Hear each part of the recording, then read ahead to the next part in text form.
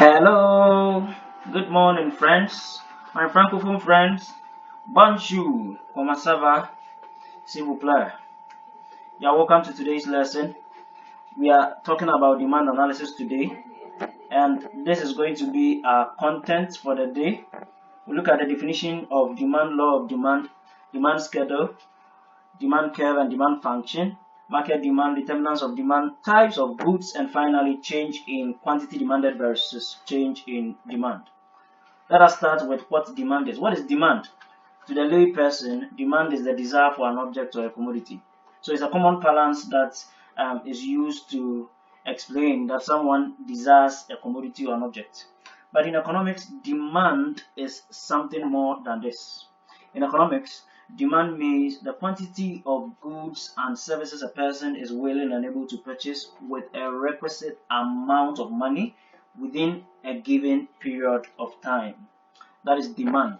According to Professor Hitborn, demand means the various quantities of goods that would be purchased per time period at different prices in a given market. Thus, demand for a commodity is the quantity or quantities of a commodity which consumers are willing and able to buy at various prices within a given period of time. Okay, there are other definitions of demand.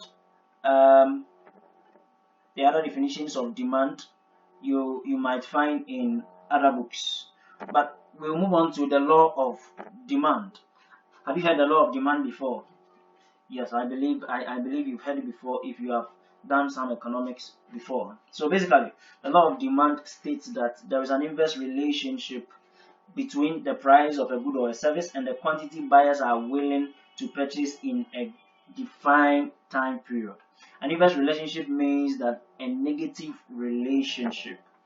So, for instance, if the price of BMW car increases, the number of BMW cars purchased will decrease, and vice versa. Vice versa means if the price of BMW car decreases, the number of BMW cars purchased will increase. So that is the law of demand. Now, the law of demand is known as the first law in market demand and supply. It's known as the first law in market demand and supply. The law of demand shows the relationship between price and quantity demanded of a commodity in the market. In the words of Alfred Marshall, the quantity demanded increases with a fall in price and diminishes with a rise in price. That also explains the law of demand. According to Paul Samuelson, the law of demand states that people will buy more at lower prices and buy less at higher prices.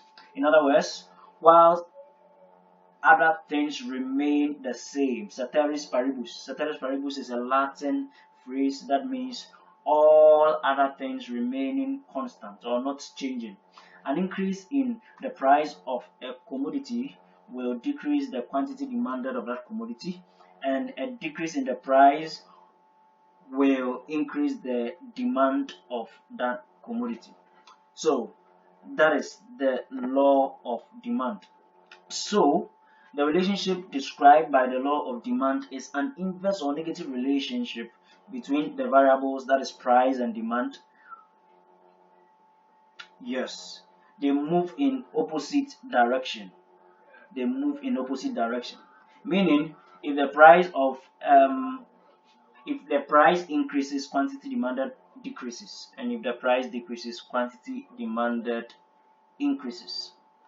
The law of demand shows the cause and effect relationship between price and quantity demanded. Now, the concept of the law of demand can be explained with the help of a demand schedule. But before we move to looking at a demand schedule, there are a number of effects that explain why an increase in price will result in a decrease in quantity demanded and vice versa. And this is what I would like us to pay attention to. So the first effect is income effect, the second effect is substitution effect, and the third effect is diminishing marginal utility effect. I'll pause here and continue in the next video. In the next video, I will explain how all these effects explain the law of demand. I believe you find this very first video interesting. Stand by for more videos on this lesson. Thank you.